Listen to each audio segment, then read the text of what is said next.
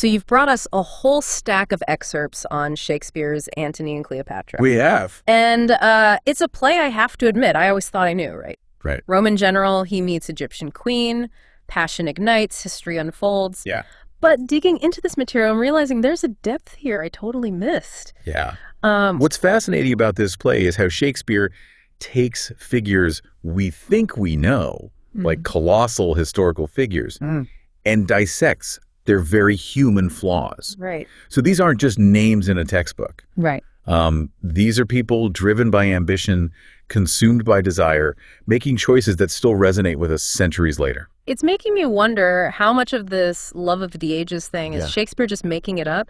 Did a real Antony actually fall head over heels for Cleopatra, or is that Shakespeare taking some dramatic license? It's both, really. Yeah. I mean, Mark Antony and Cleopatra were indeed real historical figures. Okay. But Shakespeare, he's drawing from Plutarch's biography of Antony. Okay. Which was written a century later. And even Plutarch's lens is colored by the politics of his time, right? Yeah. History is rarely a neutral telling. Right. Everyone's got an agenda. Exactly. So Shakespeare's taking this already layered history and turning it into what, when we strip away the romance, what's at the heart of Antony and Cleopatra? At its core, this is a cultural collision. Okay. And I don't mean just Rome versus Egypt geographically, but a clash between two ways of being. Imagine the strict, militaristic order of Rome up against the vibrance and the sensuality of Egypt. It's almost like that internal struggle so many of us feel, like the pull of responsibility and ambition versus just desire for freedom, for experiences that ignite the senses. Right. Except here it's playing out on this epic empire-shattering scale. Exactly. And it's those impossible choices, duty versus desire, reason versus passion, that drive this play. But to really understand those choices, we need to meet the players beyond just Antony and Cleopatra themselves. Right, because this isn't just a two-person love story. There are entire empires at stake here. So who else is, shaping this dramatic showdown? Well, on the Roman side, you've got Octavius Caesar, Antony's rival, and ultimately the first Roman emperor. He embodies that calculating, ambitious side of Rome. Yeah. A stark contrast to Antony's more passionate nature. Okay. Right. And let's not forget Octavia, Caesar's sister, who gets thrown into this whole web of politics and passion as Antony's wife. Talk about being caught in the middle of a power struggle. Ooh, Octavia is an interesting case of pawn in this game of power, yet her presence highlights just what an impossible position women held within these systems. Yeah. But to truly grasp the nuances of this play, we need to talk about Enobarbus. Enobarbus, okay. Antony's closest friend. Okay, so he's got a front row seat to this epic love affair.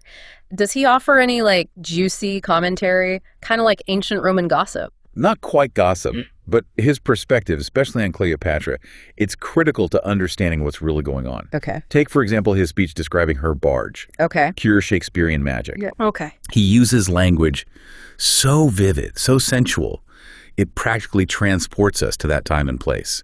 We're immersed in the intoxicating atmosphere of Cleopatra's world. He's painting a picture with words. Exactly. But we both know this love boat, it can't sail smoothly forever. Right. This is a tragedy, after all. It is. So what are the events that send this love story on its tragic course? Well, there are many twists and turns, but a pivotal moment is definitely the Battle of Actium. Okay. Cleopatra's fleet, they lose their nerve and they flee. And Antony, in this moment of despair and devotion, he abandons his own forces and follows her. It's a decision driven by love, by desperation. Yeah. But strategically, it's a catastrophe. He's quite literally chasing after his heart. But strategically, you're right, disaster. Yes. Which makes me wonder about one of literature's biggest questions, fate versus free will. Right. Did these characters, did they ever stand a chance? Or was their ending already written? A question that's haunted audiences for centuries. Is it fate? Or is it the choices made by these deeply flawed, deeply human characters that seals their destinies? And that's what makes this play so endlessly fascinating. Speaking of fascinating and flawed, we can't forget Cleopatra. Right. She is so much more than just a pretty face in this story. She vibrates with energy, with ambition. Yes. How should we understand her role in all of this? Well, you've hit on it. Cleopatra is one of Shakespeare's most complex creations. Okay. And her portrayal has sparked endless debate. Is she a cunning seductress who orchestrates Antony's downfall? Okay. Is she a brilliant political strategist just playing the hand she's been dealt? A tragic heroine trapped by circumstance? Or maybe all of the above. Give us the deep dive. How have these interpretations, how have they shifted over time? It's fascinating how our understanding of Cleopatra has evolved alongside our own cultural conversations. Early interpretations often painted her as this one-dimensional temptress. Alluring, yes, but ultimately defined by her impact on men. Okay, but as times changed and, critical lenses shifted, I imagine people started to see more to her character. Exactly. Feminist scholars in particular began to really dissect Cleopatra's use of language, her undeniable political intelligence, her charisma that went way beyond just seduction. Right. They argued for a more multifaceted reading, recognizing her as a powerful ruler in her own right, someone to be feared and respected, playing a high-stakes game within a system determined to control her. So she's not just a temptress, she's a survivor, right? Yeah. This woman wielding what little tools she has. Yes. In a world that underestimates her at every turn. Which makes me even more curious about the play's deeper themes.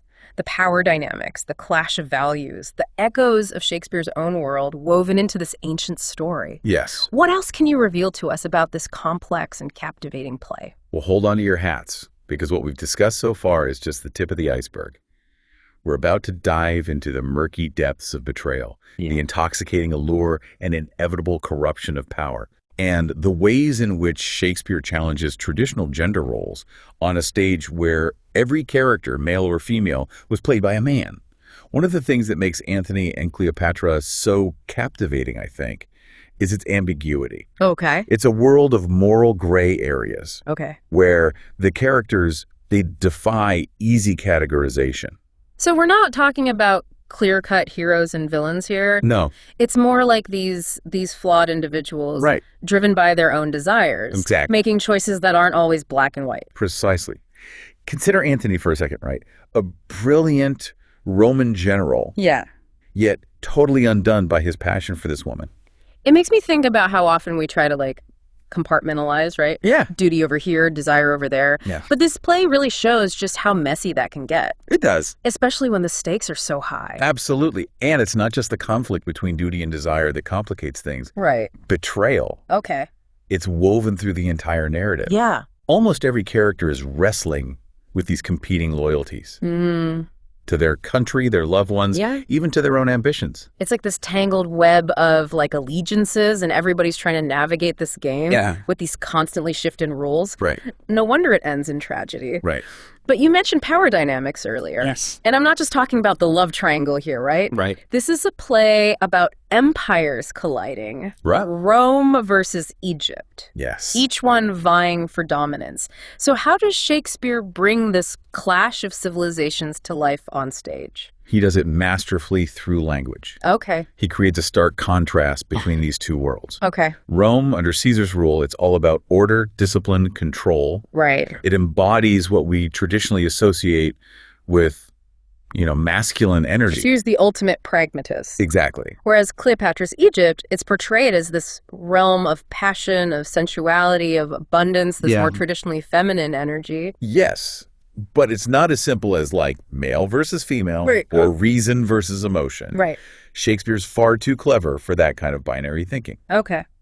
So while Rome might appear strong and dominant on the surface, there's this underlying anxiety about what it means to be Roman, to live up to those ideals of stoicism, of self-control in the face of temptation. Because even the most disciplined Roman can't help but be a little intrigued by the allure of Egypt. Precisely. And that's where the play's exploration of power dynamics gets really, really interesting. Okay. It's not just about the clash of empires, but about the subtle and not so subtle ways that power plays out between individuals. Okay. Particularly between Antony and Cleopatra. Because in love, as in war, there's always that struggle for control, right? Always. So how does this dynamic manifest in their relationship? Well, on the surface, you could say Antony holds all the cards. He's the Roman general, the supposed conqueror. Right. Cleopatra is technically his captive. But anyone who underestimates Cleopatra does so at their own peril. She's not one to be controlled. Exactly. Cleopatra is a master of manipulation. Okay. She wields her intelligence, her charm, her very presence to get what she wants. Right. Think back to her grand entrance on that barge. Oh, yeah. It's a calculated spectacle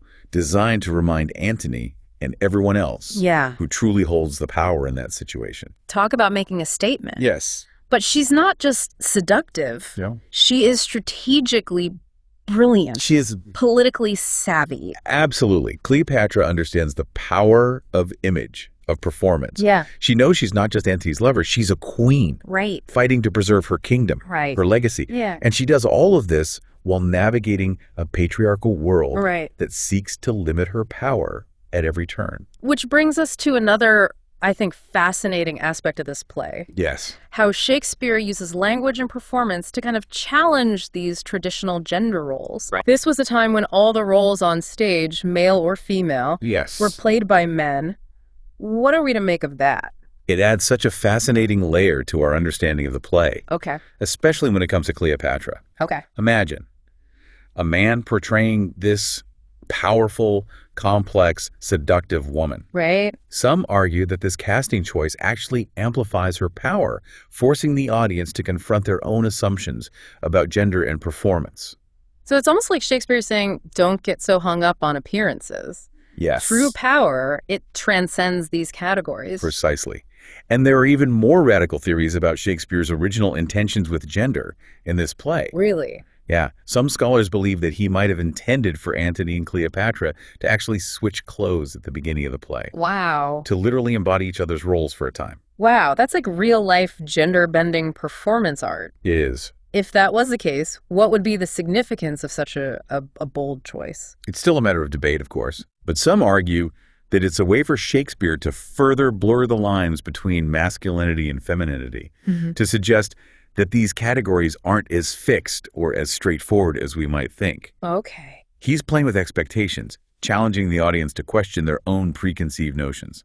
It's incredible to think about how these themes of gender and power, which felt so radical in Shakespeare's time, still resonate so deeply with us today. They do. But we'd be remiss if we didn't acknowledge the historical context that shapes this play, right? Absolutely. This isn't just a love story. Right. It's a reflection of Shakespeare's own world, his own anxieties about power, about ambition, about the fate of empires.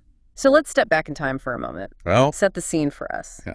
What was England like during Shakespeare's lifetime? okay, so imagine this. Okay. It's the Elizabethan era, Okay. a time of exploration, of expansion, All right. and, yes, imperialism. Okay. England is asserting itself as a global power, much like Rome did centuries earlier. I see the parallel.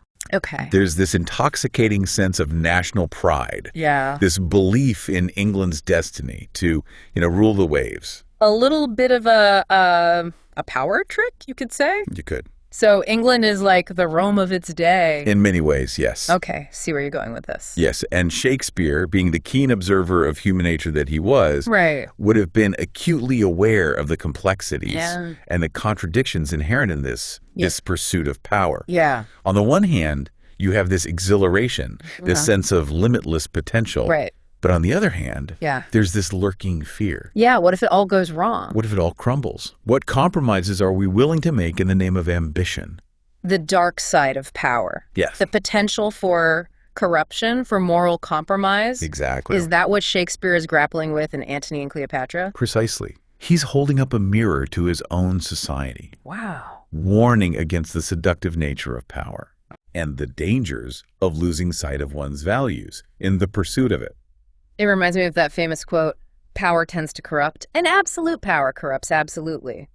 But in Antony and Cleopatra, it's not just about, political power, right? Right. It's also about the power of love. Yes. The allure of passion, and how those forces can be just as intoxicating and corrupting as any empire-building ambition. What Shakespeare does so brilliantly is he intertwines those themes. Okay, The personal and the political are completely inseparable in this play. right, Antony's downfall, it isn't just a matter of military strategy. right. It's about his inability to reconcile the warring factions within his own heart. He's caught between two worlds, kind of symbolized by these two incredibly powerful women in his life. Right. On the one hand, you've got Cleopatra Right. representing, passion, adventure, a life lived on her own terms. Right. And then there's Octavia, Yeah. embodying duty, stability, that Roman ideal of order and control. Right. And it's that impossible choice between the head and the heart that ultimately destroys him. A classic Shakespearean dilemma. It is. But in the end, both Antony and Cleopatra, they choose passion over reason. They do. Love over duty, Yes. even knowing it could mean like total devastation. Right. Is there a kind of victory in that, even in their tragic downfall? That's the question that lingers, isn't it? Yeah. Even in their defeat, Yeah. there's this grandeur, Okay. this refusal to compromise who they are. Right. They choose to embrace their love, their desires, even as the world crumbles around them. Wow. It's a reminder that sometimes the most important battles are fought within ourselves. And that even in defeat, there can be a kind of tragic, heartbreaking beauty. Yes. But speaking of those inner battles, what about Caesar? Right. He's the one who emerges from all this chaos, victorious. He does. But at what cost? Is he a hero to be celebrated, or is he like a cautionary tale about the dangers of sacrificing everything for ambition? There's the rub. Yeah. Shakespeare, he doesn't offer any easy answers here. Right. He wants us to sit with the discomfort of those questions. Right. To grapple with the complexities of these characters and the choices that they make. To realize that there are no clear-cut heroes and villains here. Yes. Only flawed individuals, like trying to navigate these impossible situations. Exactly. And that brings us back to that initial thought. Right. That this play, it resonates with us because it speaks to the enduring struggles of what it means to be human. It's timeless in a way. It is. Antony and Cleopatra. Yes. It's not a play that offers easy solutions or like moral pronouncements. Right. It's a play that invites us to question, Yes. to analyze, to kind of draw our own conclusions Yes. about love, about power, ambition, and the choices we make when we're faced with all of those things. Precisely. And maybe, just maybe, to see a little bit of ourselves reflected in those ancient struggles. Yes. So as we kind of wrap up this deep dive, Yes. we want to leave you with one final image to ponder. If Rome represents that order, that reason, the things that we're, supposed to value, Right. and Egypt represents that passion, that chaos, the yearnings of the heart, Right. where do you find yourself on that spectrum? It's a good question. Is it possible to strike a balance between those two forces in our own lives? Yes. Or are we destined, like Antony and Cleopatra, to be torn between those competing desires? I think that's something worth exploring. I do too. So as you go about your day, maybe keep a little bit of Antony and Cleopatra with you. Yes. Embrace the passion, challenge the expected, and remember the power and the peril of a love that defies empires. Thanks for joining us on this journey into the heart of Antony and Cleopatra.